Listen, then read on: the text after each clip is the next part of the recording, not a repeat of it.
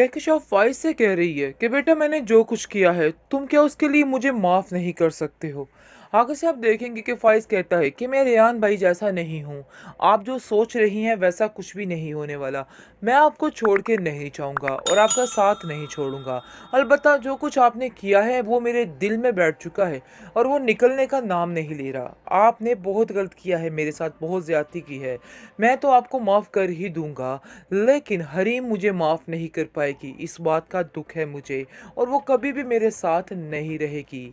क्योंकि यार मुझे खुशी भी है और मैं चाहता हूँ कि अब हरीम की ज़िंदगी में वो इंसान आए जो उसकी कदर करे। क्योंकि हम जैसे लोगों के दरमियान आके वो बेचारी पिस के रह गई थी। उसके पास कुछ भी नहीं था रहा। वो बेचारी का कोई हाल नहीं रहा था। कभी इधर की नहीं रही ना उधर की रही। बहुत टेंशन में उस बेचारी ने ज़िंदगी गुज़ारी थी। लेकिन अब मैं चाहता हूँ कि वो अपनी ज़िंदगी को अच्छे तरीके से गुज़ारे। अब चाहे जो मर्ज़ी हो जाए, उसे अपनी ज़िंदगी जीने का हक है। जिसको सुनकर आप देखेंगे कि कहकशा कहती है कि मैं हरीम से जाके खुद माफ़ी मांगूंगी और हरीम से जाके कहूंगी कि हरीम फ़ाइज़ को माफ़ कर दे, बल्कि फ़ाइज़ की कोई गलती नहीं।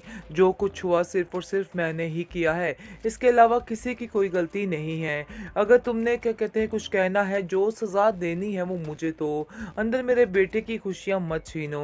लेकिन आप देखेंगे कि फ़ाइज़ कहता है कि ये सब कुछ करने का कोई फ़ायदा नहीं है, क्योंकि अब मैं ये नहीं चाहता कि कुछ भी ऐसा हो या कुछ भी ऐसा कहा जाए, क्योंकि अब उसको ज़िंदगी अपनी मर्ज़ी के मुताबिक जीनी है। हम लोग उस पर अब कुछ भी अपने फ़ैसले नहीं थोप सकते हैं। पहले ही हम बहुत सी ज़्यादतियाँ कर चुके हैं, मज़ीद और कुछ नहीं करेंगे। इसलिए बेहतर यही है कि अब आप भी खामोश रहिए और मैं भी खामोश रहता हूँ। बस उसे अपनी ज़िंदगी जीने का हक दे दिया जाए। बस अब मैं जितनी जल्दी हो सके ये काम करना चाहता हूँ। जिस पर उसकी माँ कहती है कि तुम्हें एक दफ़ा फिर सोचना होगा, तुम जो फ़ैसला कर रहे हो जज़्बाती है, लेकिन मैं चाहती हूँ कि सोच समझ कर फ़ैसला करो, ताकि आने वाले वक़्त में तुम्हें भी खुशी हो। मैं तुम्हें इस तरह से नहीं देख सकती हूँ। जिसको सुनकर वो कहता है कि जिनकी माएँ इस तरह की होती हैं, उनके साथ यही सलूक होता है और वैसे भी मुदस्सिर से अच्छा इंसान उसको नहीं मिल सकता है और मैं उसकी खुशी के लिए कुछ भी करने को तैयार हूँ। आप वही बातें सोच रही हैं, वही बातें कर रही हैं, आपको ये बातें ज़ेब नहीं देती हैं। लेकिन कहकशा कहती है कि मुझे किसी बात पर कोई निदामत नहीं, क्योंकि मैं जानती थी कि हरीम इस घर के लिए सूटेबल लड़की नहीं है। अभी भी वही बातें दोहराई जा रही हैं, अभी भी वही बातें की जा रही हैं, कोई किसी बात में फ़र्क नहीं आ रहा। और अब देखेंगे कि फ़ाइज़ कहता है कि यार मुझे अब आप लोगों की बातों से कोई फ़र्क नहीं पड़ता, जो होना था वो तो हो चुका। अब वक्त को मैं वापस तो नहीं मोड़ के लेके आ सकता, क्योंकि अब जो एतबार था वो तो खो चुका हूँ मैं, और सिर्फ आपकी वजह से। आज मुझे पता चल रहा है कि तरबियत वाकई असर दिखाती है। मैं चाहे लाख अच्छा बन जाता, चाहे कुछ भी कर जाता, लेकिन फिर भी आपने जो तरबियत मेरी की वो आड़े आ चुकी और सब कुछ ख़त्म हो चुका।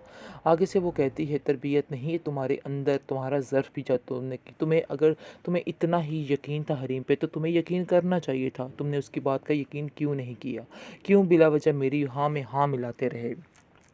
तुम जानते थे और तुम्हारे सामने सारे सबूत थे। तुमने ये सब कुछ किया, इसमें तुम्हारी अपनी गलती है।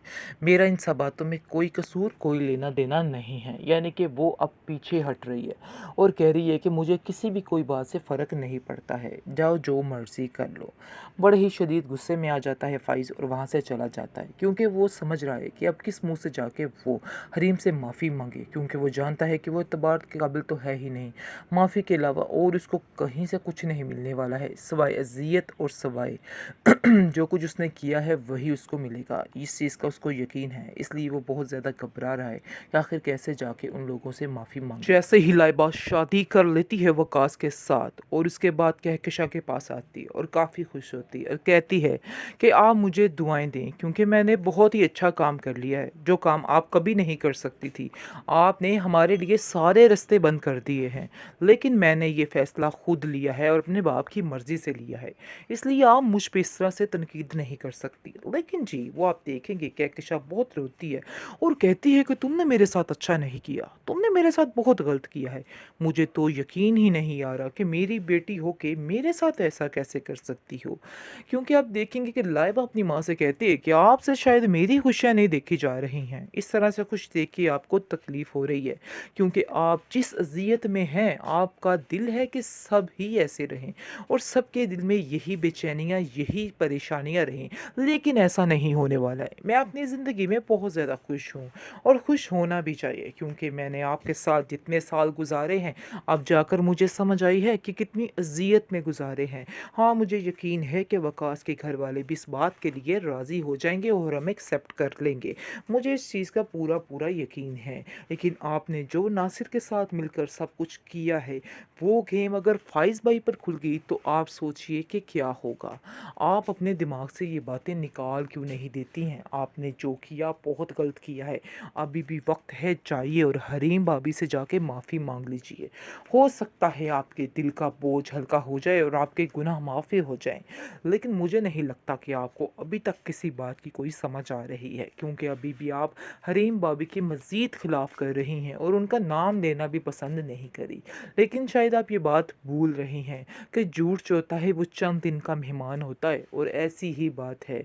झूठ आपका चंद दिनों का मेहमान है और ये ज़्यादा देर तक नहीं रहने वाला। देख लेना, अनकरीब ही सारी बातें खुलकर सामने आ जाएंगी और सारा सच सामने आ जाएगा, क्या होना है और क्या नहीं होना है। बहुत ज़्यादा तकलीफ़ में आ चुका है मुदस्सिर भी हरीम को देख के, और कहता है कि मुझे तो समझ ही नहीं आ पा रही कि आखिर आप कैसे इन लोगों में गुजारा कर सकती हैं। रोज़ रोज़ की बातें, रोज़ रोज़ के ताने कैसे इन लोगों की सुन लेती हैं। मैं तो आपकी ये हिम्मत की दाद देना चाहूँगा, क्योंकि मुझे नहीं लगता कि ये लोग इस काबिल हैं। जब दिल चाहे ये लोग आते हैं और आप पे तोहमतों की बारिश बरसा देते हैं, लेकिन आप कुछ नहीं कर सकती हैं। जिस पर आप देखेंगे कि कहती है हरीम कि आप मेरा इस चीज़ में साथ देंगे, मैं इसे दूर जाना चाहती हूँ और हमेशा के लिए इस रिश्ते से निजात चाहती हूँ। लेकिन वो ऐसा नहीं चाहता। वो चाहता है कि बस ये अभी काम ना हो और मुझे तकलीफ़ मज़ीद देना चाह रहा है। इसको सुनकर मुदस्सिर कहता है, अगर आप ये सब कुछ करना चाहती हैं तो मैं आपका साथ देने के लिए तैयार हूँ। आप बिल्कुल भी परेशान मत हो, सब ठीक हो जाएगा। मैं आपका साथ दूंगा और आप लोगों को इन लोगों से छुटकारा दिलवा कर ही सांस लूंगा। वैसे भी अब हरीम का भाई आ चुका है और वो फाइज से कहता है कि मुझे तुमसे इस कम अक्ली की उम्मीद नहीं थी कि तुम इस कदर घटिया सोच के मालिक हो, कि तुम इल्ज़ाम पर इल्ज़ामात लगाए जा रहे हो हरीम पर, लेकिन कुछ सोच नहीं रहे। लेकिन जब तुम्हें इस चीज़ का अंदाज़ा हो जाएगा और तुम्हें पता चल जाएगा कि आखिर क्या हो रहा है और किस पाव बिक रही है हर चीज़, और तुम्हारी माँ ने क्या कुछ किया है, फिर तुम यकीन मानो कि तुम्हारे पास और कोई चारा नहीं रहेगा सिवाय अजियत और सिवाय दुख के। और कुछ भी नहीं रहने वाला है, सिर्फ तकलीफ़ें ही तुम्हारे साथ होंगी और कुछ भी नहीं। क्योंकि तुम जो कुछ कर रहे हो इसकी माफ़ी तुम्हें नहीं मिलने वाली और ना ही तुम्हें कोई माफ़ करने वाला है। ये बात अपने दिमाग में अच्छे तरीके से बिठा के रख लो। आगे से हरीम कहती है कि फ़जूल में इन लोगों को समझाने का कोई फ़ायदा नहीं है, कोई ज़रूरत नहीं इन लोगों को समझाने की। बस इनसे अब छुटकारा ही हासिल करना बेहतर है। मैं आपको यही कहना चाहता हूँ और यही मशवरा देना चाहता हूँ।